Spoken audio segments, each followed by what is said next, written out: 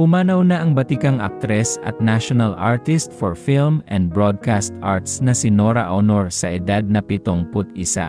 Ang kanyang anak na si Ian De Leon ang nag-anunsyo ng kanyang pagkamatay sa Facebook.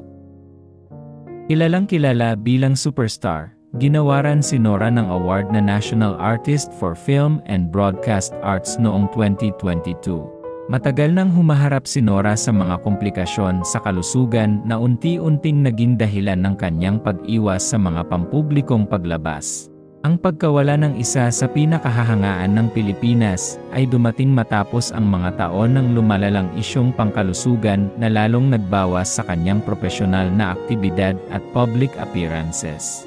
Noong unang bahagi ng taong ito, hindi nakadalo si Nora sa Grand Media Conference ng kanyang huling proyekto na Mananambal.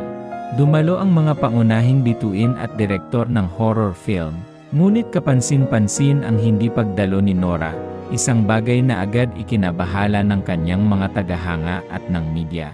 Nilinaw ni Direk Adolf Alex Jr. na pinayuhan si Nora ng kanyang mga doktor na umiwas sa malaking pagtitipon. Bagamat hindi siya nakadalo, binigyang diin ni Alex ang patuloy na suporta ni Nora sa proyekto. Ang hindi niya pagdalo ay kasunod rin ng kanyang desisyon noong 2025 na umatras sa pagtakbo bilang kinatawan ng People's Champ Guardians Party List. Ayon kay Nora, ito ay dahil sa kanyang kalusugan at kawalan ng tiwala sa mga taong nag-udyok sa kanyang kandidatura. Sa kabila ng kanyang kondisyon, nanatiling matatag ang suporta ni Nora sa kanyang mga advokasya, lalo na sa pagtulong sa mga kasamahan sa industriya na dumaranas ng kahirapan.